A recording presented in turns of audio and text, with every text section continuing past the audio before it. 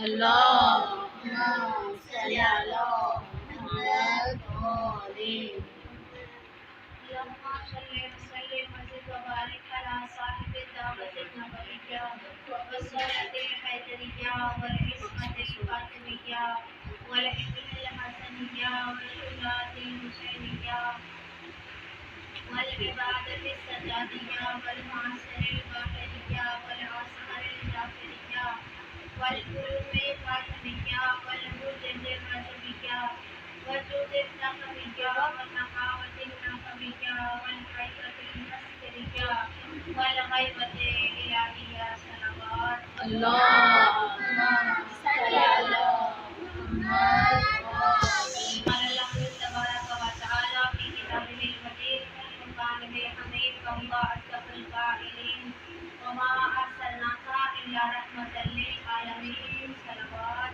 اللهم صل على محمد وآله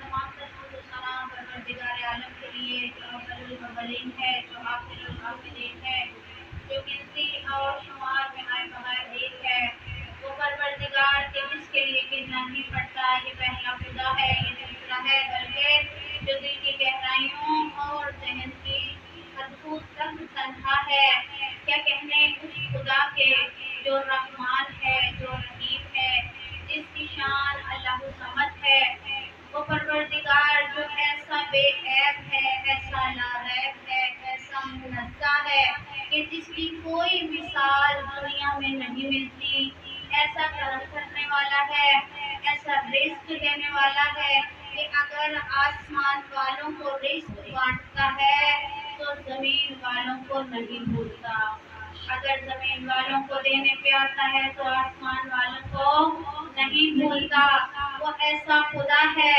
جو اتنا مہربان ہے اپنے بندے پر اتنی محبت کرتا ہے کہ انسان اس کا اندازہ نہیں لگا سکتا اللهم صل على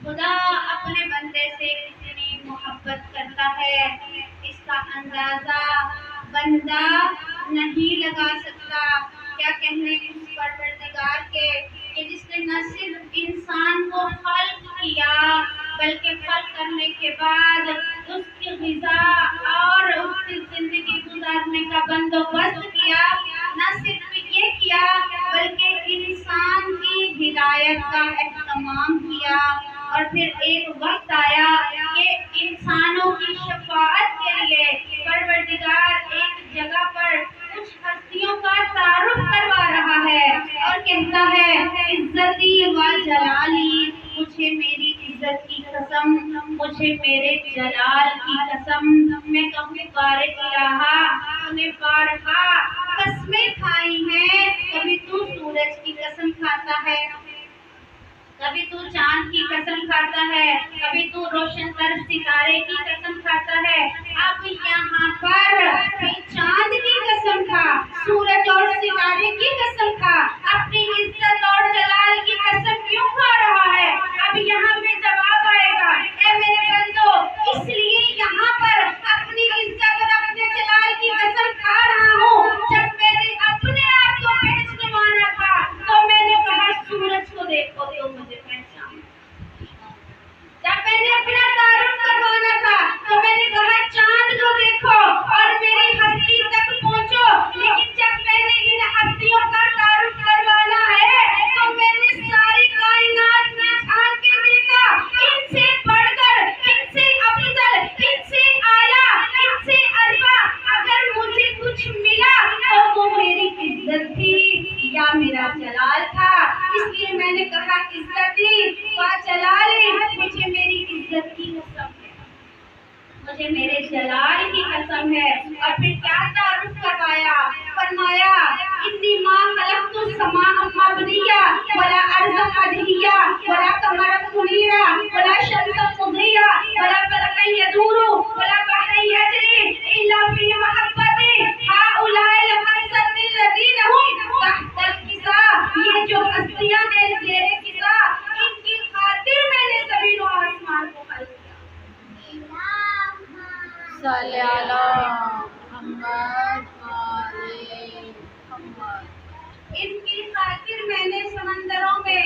کشتیاں رواں کی، ان کی خاطر میں نے آسمان کا سائبان بنایا، زمین کا فرش بچھایا، الارض جو کچھ خلق کیا ان کی محبت میں۔ اور جب ملائکہ کی جماعت میں حیرانگی ہوئی تو انہوں نے پوچھا بار الہ یہ ہستیاں ہیں کون؟ تو پھر فرمایا ہم فاطمہ تو و ابوہا و بالوہا و بنوہا، یہ فاطمہ ہے، یہ ان کے بابا ہیں، یہ ان کے شوہر ہیں، یہ ان کے بیٹے ہیں۔ سلام ہے اس ہستی پر کہ اگر محمد مصطفیٰ تاجدار انبیاء کا تعارف کروانا پڑے تو اس بیوی کا سہارا لینا پڑتا۔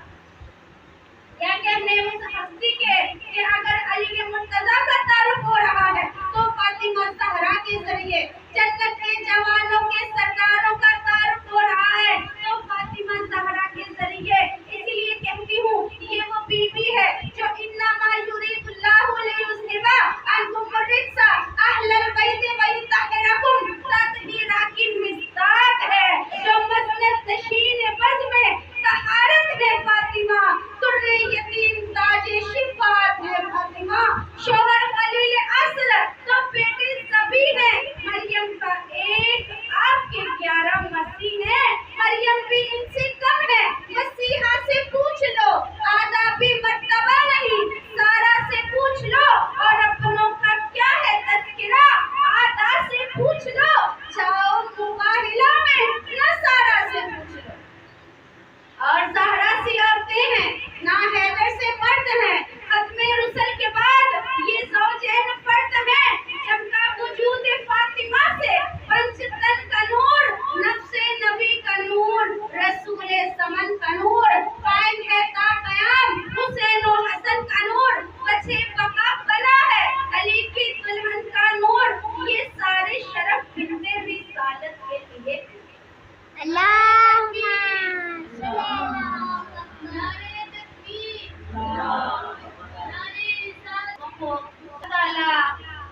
نہ صرف بندوں کو خلق کیا، دنیا کے لیے وسائل فراہم کیے کامیاب ہونے کے لیے، اور آخرت میں کامیاب ہونے کے لیے وسائل فراہم کیے۔ اور پروردگار وہ ہے کہ جو کبھی بھی اپنے بندوں کو تنہا نہیں چھوڑتا، وہ خدا اتنا مہربان ہے، اتنا مہربان ہے۔ میں واقعے کے ذریعے سمجھاتی ہوں۔ عزیزان، موسیٰ وہ نبی تھے کہ جن کا وائی فائی کبھی ڈسکنیکٹ نہیں ہوتا تھا، جب بھی ادھر سے کال جاتی تھی تو ادھر سے ریسیو ہوتی تھی، کبھی نیٹ آف نہیں ہوتا تھا، جب بھی ادھر سے ای میل جاتی تھی تو ادھر سے فوراً جواب آتا تھا۔ اب ایک پوسٹ آئی، اس پہ لکھا ہوا تھا، ایک ڈاکٹر کے پاس مریض آیا تو مریض نے کہا کہ میرا نا کبھی کبھی سانس اکھڑنے لگ جاتا ہے۔ ڈاکٹر نے کہا اچھا سانس اکھڑنے لگ جاتا ہے، زیادہ کب اس طرح ہوتا ہے؟ کہتے جب وائی فائی نہیں نہ چلتا تو زیادہ سانس اکھڑنے لگ جاتا ہے۔ تو موسیٰ وہ ہے کہ کبھی بھی وائی فائی ڈسکنیکٹ نہیں ہوتا تھا، جب بھی کوئی دور پہ جاتے تھے تو ڈائریکٹ خدا سے ہم کلام ہوتے تھے، ڈائریکٹ بات کیا کرتے تھے۔ ایک دن باتوں میں موسیٰ نے خدا سے پوچھا، اے پروردگار، تو اپنے بندے سے کتنی محبت کرتا ہے، تجھے اپنے بندے سے کتنا پیار ہے؟ جب اتنا سنا خدا نے کہا، اے موسیٰ، وہ ایک پہاڑی جو فلاں وادی میں ہے، سنگلاخ پہاڑی ہے، ہر طرف پہاڑیاں ہی پہاڑیاں ہیں، مشکل رستہ ہے، اگر تو جاننا چاہتا ہے کہ میں خدا اپنے بندے سے کتنی محبت کرتا ہوں تو جاؤ وہاں پر جا کے ایک حادثہ رونما ہوگا، اس حادثے سے تجھے پتا چلے گا کہ میں رب اپنی مخلوق سے کتنی محبت کرتا ہوں۔ بہرحال لیکن ایک بات یاد رکھنا، تجھے دیکھنے کا حکم ہے، بولنے کا حکم نہیں۔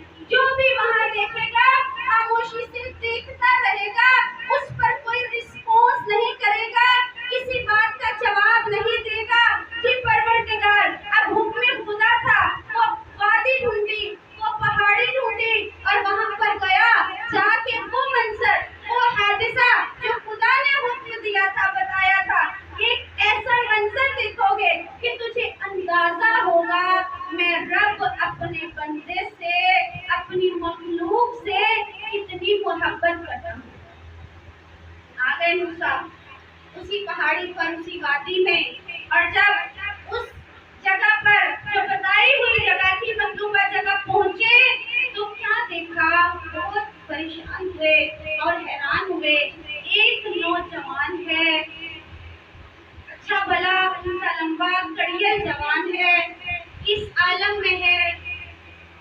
ایک خاتون کہ جس کے ہاتھوں میں رسی بندھی ہوئی ہے، رسی کو باندھا ہوا ہے اور اس کو کھینچ کے لے جا رہا ہے. تھوڑی دیر کے بعد موسیٰ کو احساس ہوا ان کے الفاظ سے کہ یہ ماں ہے اور وہ بیٹا ہے جو کھینچ کے لے جا رہا ہے. کھینچتے کھینچتے پہاڑی کی دوسری جانب لے جاتا ہے اور جا کے روکتا ہے. واقعہ کچھ اس طرح سے ہے کہ یہ جوان کسی لڑکی کی محبت میں گرفتار ہوا.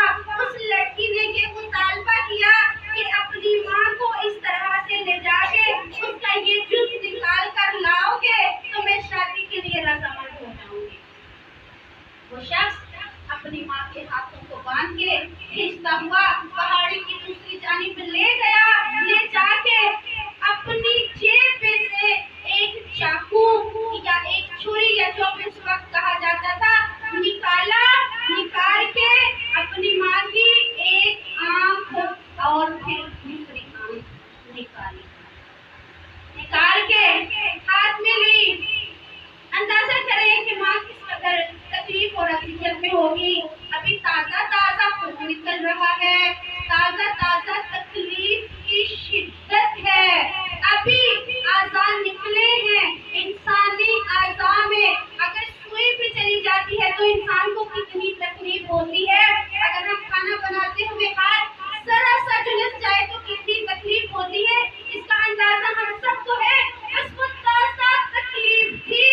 اس میں ماں کو ایک طرف چھوڑ کے ذہن میں یہ خیال ہے اب جاتا ہوں اور جا کے اس حسینہ کو دکھاتا ہوں کہ میں نے تیرا مطالبہ پورا کر دیا، اب تم بھی اپنا مطالبہ پورا کر دے.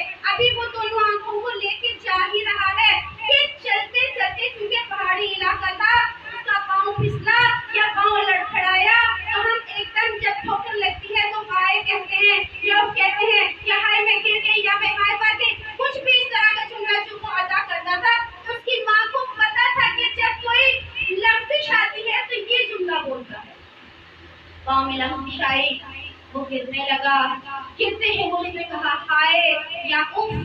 ماں نے محسوس کیا کہ میرے بچے کے پاؤں میں لفظ آ گئی ہے. پیچھے سے آواز دی سنبھل کے جا میرے بچے، دھیان سے جا میرے بچے. ہائے میں صدقے چلی جاؤں تجھے چوٹ نہ لگ جائے. یہ کون سی ماں ہے جس کا زخم ابھی تازہ ہے، جس کی ابھی آنکھیں نکلی ہیں، جس کا خون ابھی جاری ہے. ماں کی محبت اتنی زیادہ ہے. اب موسیٰ نے یہ سارا معاملہ دیکھا، بولے کچھ نہیں کیونکہ حکم پروردگار تھا.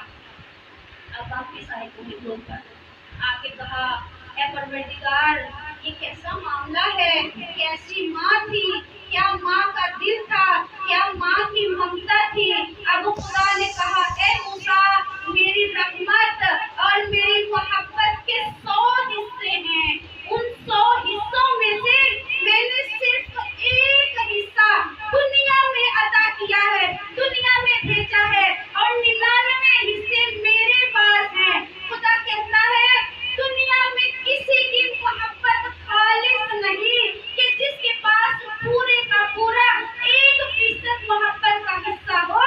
ہاں صرف ماں ایسی ہے.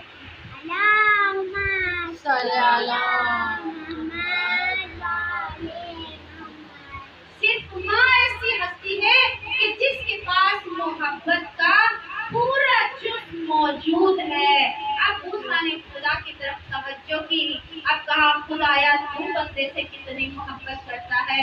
کہا موسیٰ جہاں پر 1% ہو محبت کا یہ عالم ہے کہ ماں تڑپتے ہوئے بھی کہہ رہی ہے میں صدقے جاؤں اے میرے بچے تجھے چوٹ نہ لگ جائے. ارے جہاں 99% محبت ہوگی اس کی محبت کا کیا عالم ہوگا.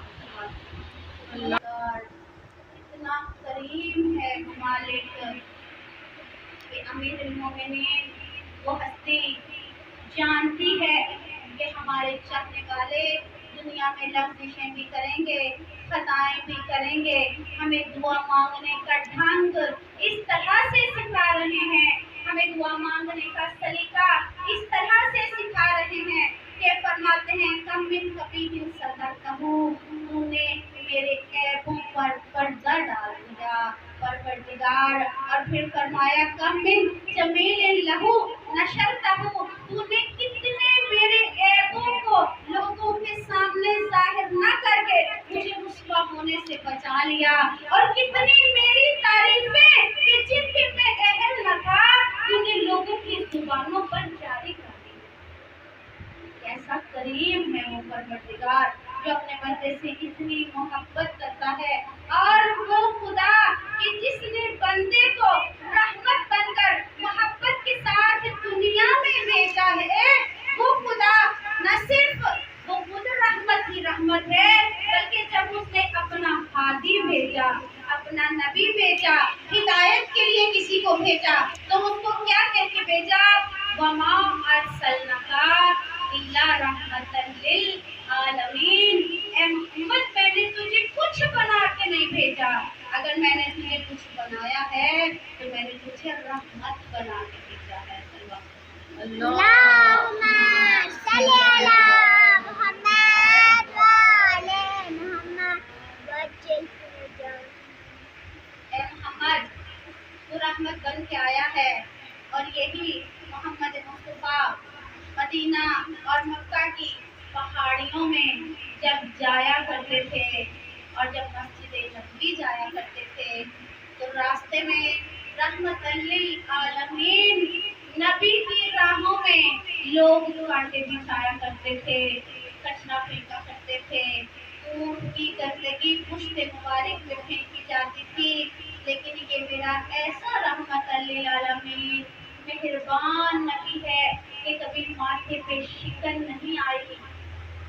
جب بھی جایا کرتے تھے گھر سے تو راستے میں پاؤں پہ کانٹے چپا کرتے تھے، جب شدت ہوتی تھی تکلیف کی تو واپس آتے تھے، کانٹے نکلواتے تھے، پھر واپس جاتے تھے، ایک بار نہیں، دو بار نہیں، کئی مرتبہ ایسے ہوتا تھا کہ بار بار کانٹے نکلوا کے دوبارہ جانا پڑتا تھا۔ ایک یہودی تھا کہ جو راستے میں کانٹے بچھایا کرتا تھا، کچھ روایات ہیں کبھی لڑکوں کو پیچھے لگا دیتے تھے، کبھی کسی طریقے سے ایسی کرتے نا، تو یہ جو یہودی تھا یہ راستے میں کانٹے بچھایا کرتا تھا، اور جب کانٹوں پر چل کے نبی مصطفیٰ مسجد نبوی کی طرف جاتے تھے تو اوپر سے کچرا پھینکا کرتا تھا، اور جب نبی نماز پڑھ رہے ہوتے تھے تو نماز کی حالت میں ہی یہ پہلے سے قصاب سے اوجڑی لا کے رکھتا تھا، جب محمد مصطفیٰ سجدے میں یا رکوع کی حالت میں ہوتے تھے تو یہ بلندی سے اس کو چاک کرتا تھا، وہ کچرا محمد مصطفیٰ کی پشت مبارک پہ گرا کرتا تھا۔ میرے نبی مسکرا کے چلے گیا۔ ایک دن اسی طرح جب رسول خدا صلی اللہ علیہ وآلہ وسلم آ رہے ہیں، آج معمول کے علاوہ جب مسجد نبوی تک پہنچے ہیں تو ایک بھی کانٹا پاؤں کو نہیں لگا، اور نہ کسی نے کچرا پھینکا، نماز ادا ہو گئی، کسی نے اوجڑی کی گندگی غلاظت نہیں پھینکی۔ اب جب نماز پڑھی اصحاب کے درمیان بیٹھے، اب بیٹھ کے ایک سوال کیا کہ میرا دوست کہاں ہے؟ لوگوں نے پوچھا، اصحاب نے پوچھا، ایک دوسرے کو دیکھا، یا رسول اللہ ہم تو سب کے سب آئے ہوئے ہیں، اصحاب میں سے کوئی بھی ایسا نہیں جو غیر حاضر ہو، جو آج موجود نہ ہو، آپ کس کی بات کر رہے ہیں؟ فرمایا وہ جو کانٹے بچھایا کرتا تھا، جو کچرا پھینکا کرتا تھا، وہ میرا دوست آج نظر نہیں آیا، نہ راستے میں، نہ کہیں بلندی پر، نہ کہیں اونچائی پر کچرا لے کے نہیں کھڑا، مجھے نظر نہیں آ رہا، وہ میرا دوست کہاں ہے؟ اب بتایا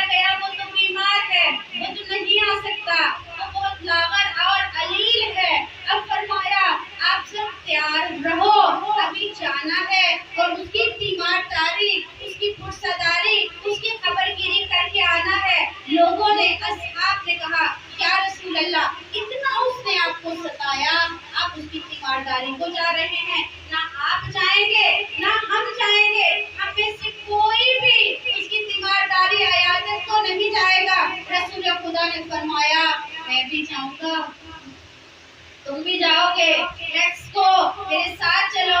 آپ جب چلنے کے لیے تیار ہوئے ہیں، اب جا رہے ہیں، جا کے تخت الباب کیا، نبی مصطفیٰ آگے آگے ہیں اور باقی پیچھے پیچھے ہیں، جا کر محمد مصطفیٰ نے تخت الباب کیا، اور جب دروازہ کھٹکا ہے تو یہودی کی زوجہ آئی ہے، آگے پوچھا کون ہے، کیا چاہتے ہو؟ باہر سے آواز آئی میں محمد ہوں، میں رسول اللہ ہوں، میں محمد مصطفیٰ ہوں، میں آیا ہوں اے بی بی تیرے شوہر کی خبر گیری کرنے کے لیے۔ اگلا جملہ سنیے، میں تیرے شوہر کی خبر گیری کے لیے آیا ہوں، معذرت کہ مجھے دیر سے خبر ملی ہے، اگر مجھے پہلے پتہ چل جاتا تو میں عیادت کے لیے پہلے پہنچ جاتا، میری طرف سے معذرت کہ میں دیر سے آیا ہوں۔ اس وقت وہ زوجہ اٹھی ہے، اپنے شوہر کے پاس گئی، جا کے کہا سنتے ہو کون آیا ہے؟ کہا کون آیا ہے؟ محمد اللہ کا رسول ہے، مسلمانوں کا نبی ہے۔ جملے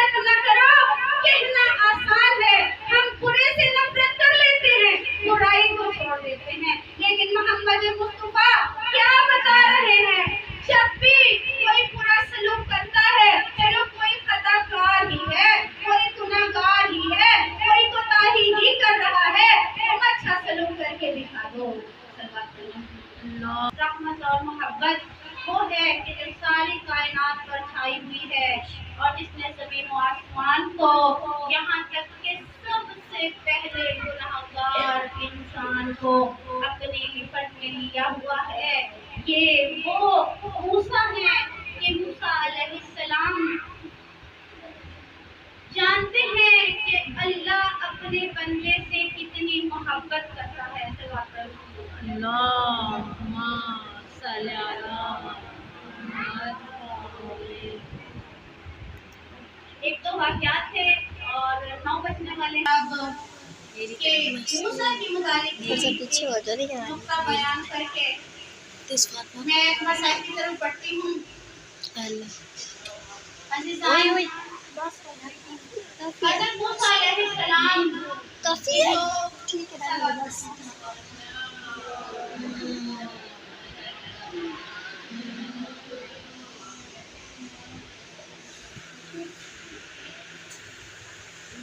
جب رسول خدا صلی اللہ علیہ وآلہ وسلم نے دیکھا جناب خدیجہ الکبریٰ کا آخری وقت ہے، جناب خدیجہ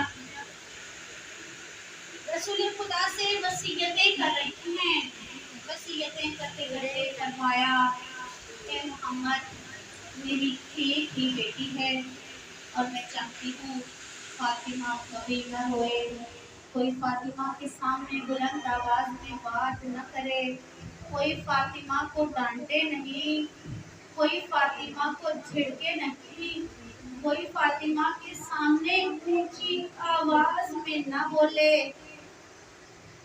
فاطمہ کبھی نہ روئے۔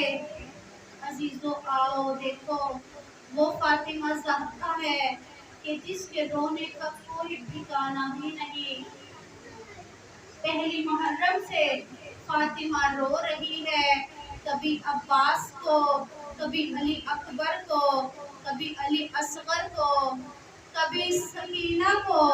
28 صفر آئی، اپنے بابا کو روئی، اپنے بیٹے کو روئی، اور 28 صفر کو یہ بی بی وہ ہے کہ جو زمانے کے ایمان کے ساتھ خون کے آنسو بہاتی رہی۔ کیا ہوا 28 صفر کو؟ یہ وہ بی بی ہے کہ اپنے بیٹے کا پرسہ لینے کے لیے آئی ہے، اپنے بابا کا پرسہ لینے کے لیے آئی ہے۔ جناب فاطمہ زہرا ہے جو ہر شہید کا پرسہ لینے آتی ہے۔ 28 صفر میرے مولا امام حسن روزہ دار ہیں، روزے کی حالت میں جب روزہ افطار کرنے کے لیے اپنی زوجہ کے گھر کی جانب آئے ہیں، اس وقت پانی پیش کیا زوجہ نے جس میں پہلے سے زہر ملا کے رکھا ہوا تھا۔ جب وہ پانی امام حسن کو دیا، امام حسن نے ایک گھونٹ لیا، پانی کا حلق سے اترنا تھا کہ میرے مولا کے جگر کے ٹکڑے ہوئے۔ اس قدر پانی میں زہریلا مواد شامل کیا گیا تھا، ایسا زہر تھا۔ میرے مولا نے ایک آواز بلند کی، ہائے زینب، ہائے میرے بابا علی یہاں سے اٹھے ہیں، اب جناب ام فروا کے حجرے کی جانب جا رہے ہیں۔ اور جب جناب ام فروا کے حجرے کی جانب گئے، تب کلوا کیا، ام فروا باہر آئی، اے میرے آقا کیا ہوا؟ کہا زہر مل گیا، اب اس تن کو ٹھیک کیا، لا کے لٹایا۔ ایک مرتبہ کا ام فروا قاسم کہاں ہے؟ قاسم کہاں ہے؟ بس عزیزو